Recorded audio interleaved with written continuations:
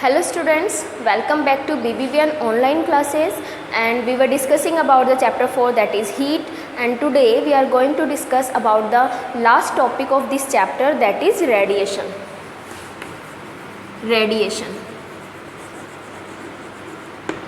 हम लोगों ने ट्रांसफ़र ऑफ हीट पढ़ा है और ट्रांसफ़र ऑफ हीट में हमने बात करी थी कंडक्शन एंड कन्वेक्शन, दो प्रोसेसेस की बात करी थी। ठीक है, तो कंडक्शन एंड कन्वेक्शन में हमने हीट का ट्रांसफ़र पढ़ा था। तो हमने बात करी थी कि कंडक्शन तो देखने को मिलता है सॉलिड में और कन्वेक्शन देखने को मिलता है लिक्विड और गैसेस में। It means in both the processes in conduction and convection the medium is required. ठीक है, आपने वहाँ पर क्या देखा कि कंडक्शन के लिए सॉलिड चाहिए और कन्वेक्शन के लिए क्या चाहिए होता है, कोई ना कोई लिक्विड या गैस चाहिए होता है। लेकिन यहाँ पर जो हीट का ट्रांसफ़र होता है, रेडिएशंस जिनको बोला जाता है, यहाँ पर हीट का ट्रांसफ़र होने के लिए हमें किसी तरीके की मीडियम की ज़रूरत नहीं होती है। तो यहाँ पर रेडिएशंस के लिए हम क्या बोल देते हैं कि हीट का ट्रांसफ़र होता है without requiring any medium. The transfer of heat without any medium। और मीडियम की बात करते हैं तो हम क्या कह सकते हैं, इट मीन्स कोई भी हमें सॉलिड, लिक्विड और गैस की ज़रूरत यहाँ पर नहीं होती है। ठीक है, बिना किसी मीडियम के अगर हीट का ट्रांसफ़र देखने को मिलता है तो उस प्रोसेस को हम बोलते हैं रेडिएशन। जैसे कि अगर हम बात करें सन से हमारे यहाँ तक अर्थ तक कितना हीट आता है, कितनी हीट एनर्जी पहुँचती है और कितना ज़्यादा टेम्परेचर इंक्रीज़ हो जाता है अर्थ का। तो अर्थ के एटमॉस्फेयर तक तो गैसेज होती हैं, बट अर्थ के एटमॉस्फेयर से जैसे ही हम बाहर की तरफ जाते हैं तो वहाँ पर किसी तरीके की एयर नहीं होती है, वहाँ पर वैकेंट होता है। ठीक है, लेकिन फिर भी सन से हीट हमारे तक पहुँचती है, यानी हीट का ट्रांसफ़र हम तक पहुँचता है। तो यहाँ पर हीट का ट्रांसफ़र किस प्रोसेस से होता है, रेडिएशंस की वजह से होता है।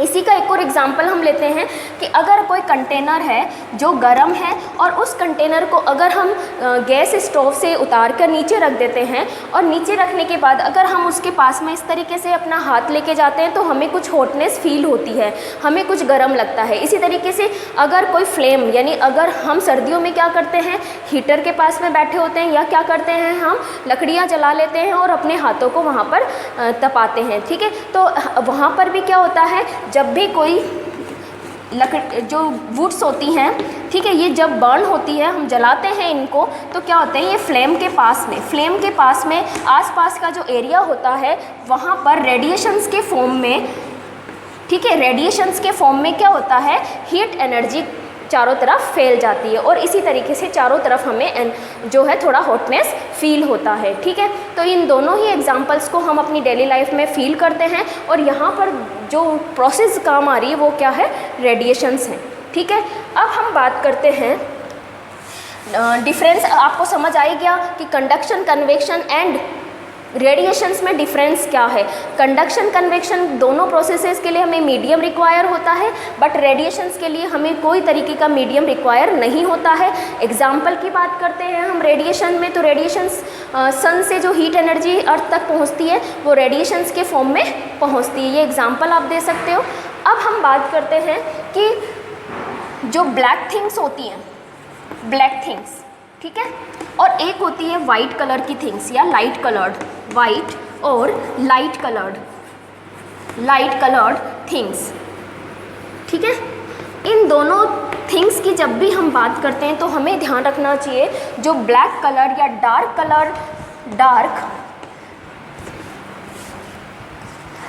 कलर्ड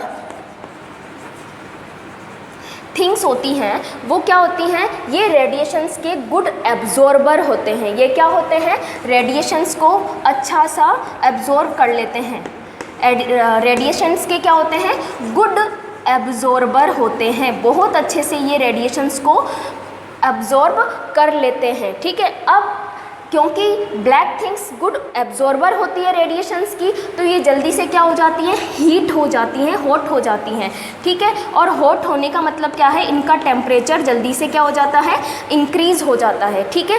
जबकि हम वाइट कलर या लाइट कलर की बात करते हैं तो लाइट कलर्ड जो सब्सटेंसेज होते हैं, थिंग्स होती हैं, these are the poor absorber और the absorber of the radiations. ये रेडिएशंस के पुअर एब्जॉर्बर होते हैं, यानी कि ये जल्दी से ना तो गर्म होते हैं, ना ही जो है इनका टेम्परेचर जल्दी से इंक्रीज़ होता है। और यही रीज़न होता है कि हमें गर्मियों में बोला जाता है कि आप लोग गर्मियों में यानी during the summers you have to wear only the light colour clothes और वाइट क्लॉथ्स। बोला जाता है या आपने सुना भी होगा कि गर्मियों में यानी समर में हमें लाइट कलर्ड या वाइट कलर के क्लॉथ्स को वियर करना चाहिए। तो इसके पीछे रीज़न क्या है, वाइट और लाइट कलर्ड थिंग्स या क्लॉथ्स जो होते हैं ये these are the poor absorber और रेडिएशन और heat energy, that is why we feel more coolness.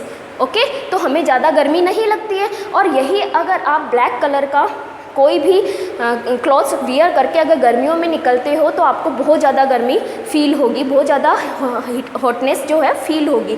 और यही रीज़न है कि जो तवा बनता है जिस पे अपन रोटियां, जो पैन होते हैं जिसके ऊपर अपन रोटी सेकते हैं, वो किस तरीके का होता है, ब्लैक कलर का होता है। पैन कैसे होता है, ब्लैक कलर्ड पैन होते हैं।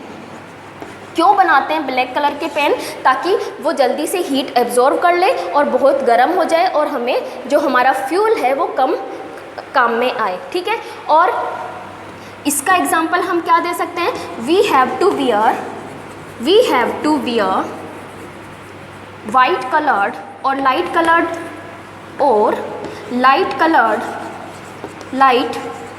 Coloured clothes during the summer as we know that. Reason क्या दे सकते हैं, एज द वाइट कलर और light colour is bad absorber of heat, ठीक है। So we feel more coolness. Okay, तो ये हम यहाँ पर एक एग्ज़ाम्पल दे सकते हैं। और ये हमसे पूछा भी जाता है, ये भी पूछा जाता है कि जो पेन होते हैं वो ब्लैक कलर के क्यों बनाए जाते हैं। इस वजह से बनाए जाते हैं ताकि वो जल्दी से हीट हो जाएं, क्योंकि वो बहुत अच्छे एब्जॉर्बर होते हैं रेडिएशंस और हीट के, ठीक है। एक क्वेश्चन और पूछा जाता है कि जहाँ पर ज़्यादा गर्मी होती है, यानी ऐसे प्लेसेस जहाँ पर बहुत ज़्यादा हीट होती है, बहुत ज़्यादा टेम्परेचर होता है या समर डेज ज़्यादा होते हैं, वहाँ के जो घर होते हैं वो बाहर की तरफ से वाइट कलर्ड किया जाता है। उन हाउसेस पे क्या किया जाता है, वाइट कलर किया जाता है। क्यों किया जाता है बाहर की तरफ वाइट कलर, क्योंकि वाइट कलर बहुत ज़्यादा बैड एब्जॉर्बर होता है हीट एनर्जी का, जिससे कि वो घर जो होते हैं, वो हाउसेस जो होते हैं वो अंदर से ठंडे रहते हैं, ठीक है। ये बहुत डेली लाइफ के कुछ क्वेश्चंस बनते हैं जो किस पे डिपेंड करते हैं, रेडिएशंस और हीट एनर्जी के एब्जॉर्प्शन पर, ठीक है। तो ये आपको ध्यान रखना है। ये इस तरीके से आज हमारा चैप्टर कंप्लीट होता है। और आप लोगों को जो भी मैं PDF क्वेश्चन आंसर्स में भेजती हूँ उन्हें आपको अपनी नोटबुक में करना है, fill in the blanks, match the columns, true false. और ऑब्जेक्टिव टाइप्स जो क्वेश्चंस होते हैं ये आपको नोटबुक में नहीं करने हैं, इनको आपको सिर्फ बुक में कंप्लीट करने हैं, ठीक है। और बुक में कंप्लीट इसलिए करने हैं ताकि आप जब भी एग्ज़ाम के टाइम पे पढ़ते हो तो आपको प्रॉब्लम ना हो। और क्वेश्चन आंसर जो होते हैं वो आपको नोटबुक में करने हैं। Thank you.